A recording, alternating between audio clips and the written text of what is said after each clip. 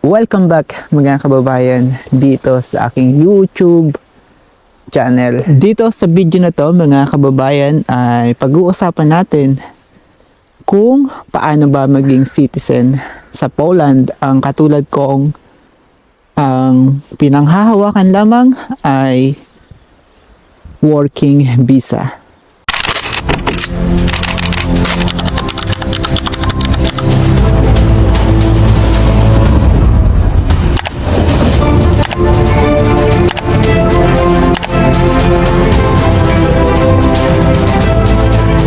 Bago ang lahat, welcome dito sa Orłowo, Gdynia, Poland, mga kababayan. So, ito ay isang pasyalan dito or beach kapag summer.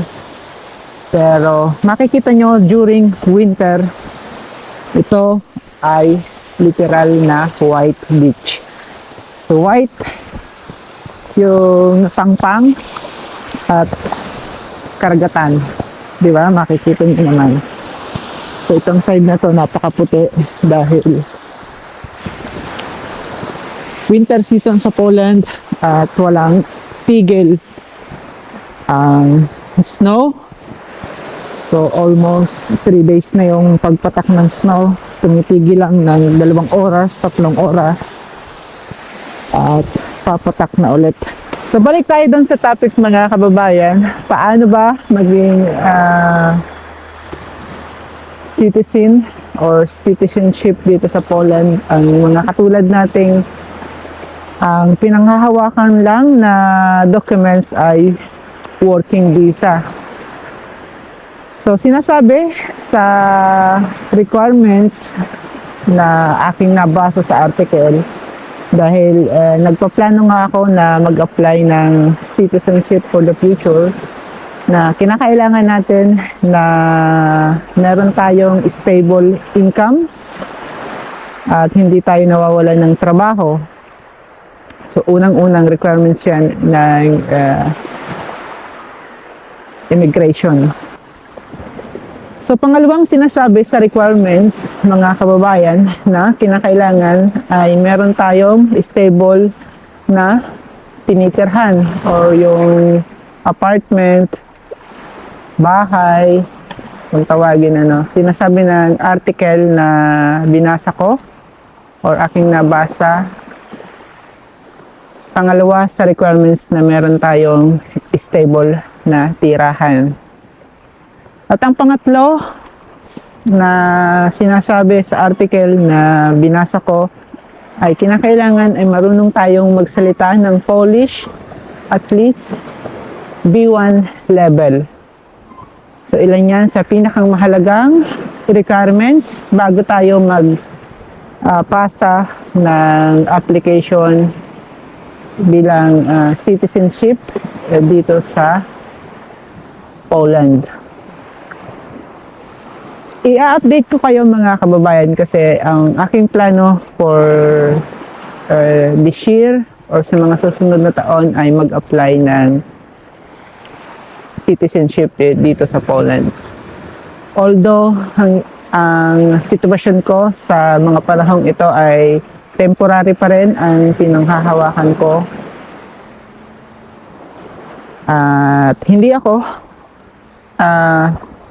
sumusuko sa aking pangarap mga kababayan. Kaya keep in touch dito sa mga videos ko dito sa aking YouTube channel mga kababayan. Sino ba namang hindi nangangarap maging citizen dito sa Poland or sa Europe? Maraming mga foreign workers ang nangangarap. Hindi lang ako, hindi lang kayo, at hindi lang tayong mga Pilipino. Kaya pagtibayin ninyo yung loob ninyo, mahalin ninyo yung mga trabaho ninyo dahil yan lamang ang makapagbibigay solusyon sa mga katulad natin na hindi nakapangasawa ng local people or hindi nakapangasawa ng Polish or wala tayong bloodline ng pagiging Polish. Kasi isa rin yan sa mga sinasabi na kapag meron kayong bloodline ng pagiging Polish ay napakabilis mag-apply ng citizen dito sa Poland. Doon naman sa may mga nakapag-asawa or nakatagpo ng jowa nila dito sa Poland ay under observation pa rin yan for more than 3 years.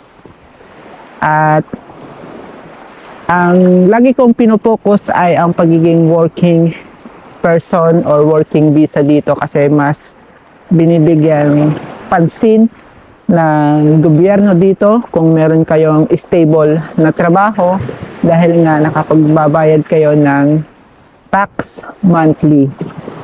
Alam niyo naman, ang gobyerno ay yan ang gustong gusto, yung nakakapag-update kayo sa tax ninyo or sa tax natin. Kahit sa bansa dito sa Europe or kahit na sa Pilipinas, mas binibigyan pansin kung nagbabayad kayo ng legal na tax. So ito nga yung sinasabi sa article kong nabasa na dapat ay meron tayong stable na job at stable na income, stable na bahay, at syempre nagbabayad tayo ng tax dito sa Poland. So kung papalarin tayo makatagpo ng Polish or local, so ito ay para dun sa may mga pangarap makapangasawa din ng local people at single, no, walang sabit sa Pilipinas. So kung nagkaroon man kayo ng anak at hiwalay man kayo, so pwede kayong makapangasawa ng local people dito basta walang dramang magaganap.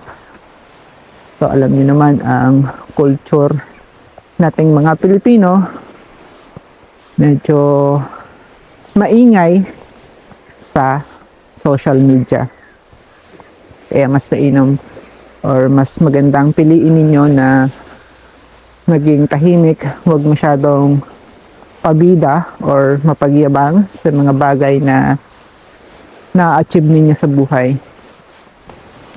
At para doon sa may mga katanungan patungkol sa buhay Poland, at palagi kong sinasabi paulit-ulit sa mga videos ko dito sa aking YouTube channel na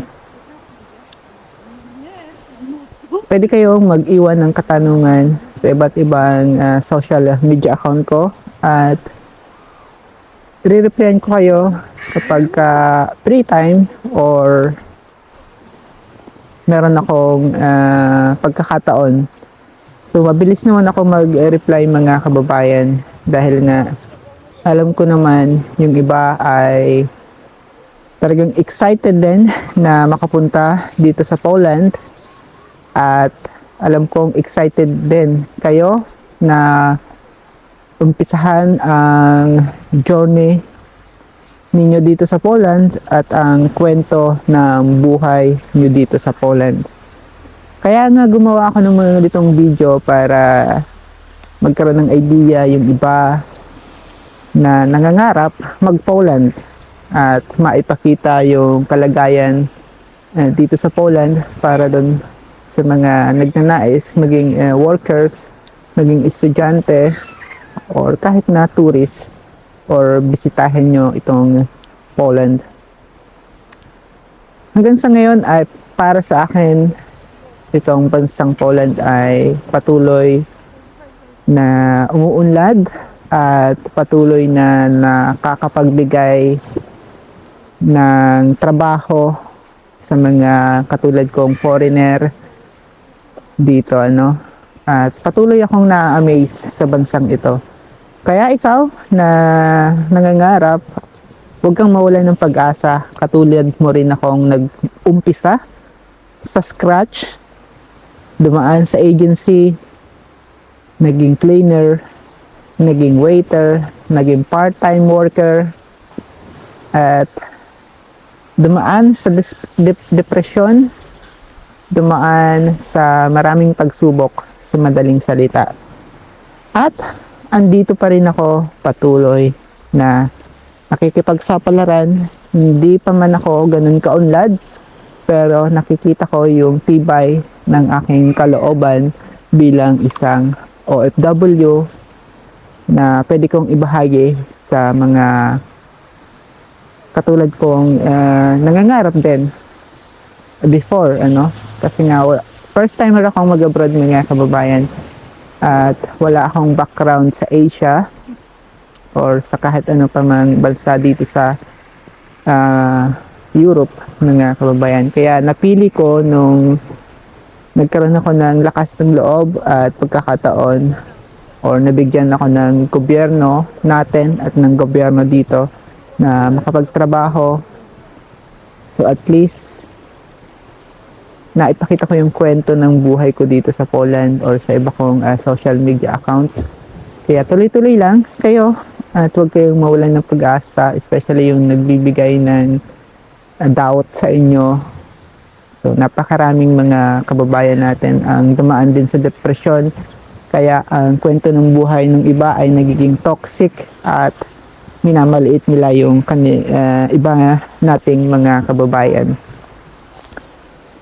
So hindi ko napakahabain pa ang aking video. So paulit-ulit lang din naman yung kwento ng buhay ko dito. At yung kapaligiran ay maputi pa rin dahil nga hanggang sa ngayon ay winter season pa rin dito sa Poland mga kababayan. So pabalik na ako. So nais ko lang ipakita sa inyo yung karagdagang lugar or attraction dito sa Poland. Kita nyo naman napakakapal ng snow. Kung hindi kayo nakapagsuot ng maayos na outfit ay talagang lalamigin kayo dito.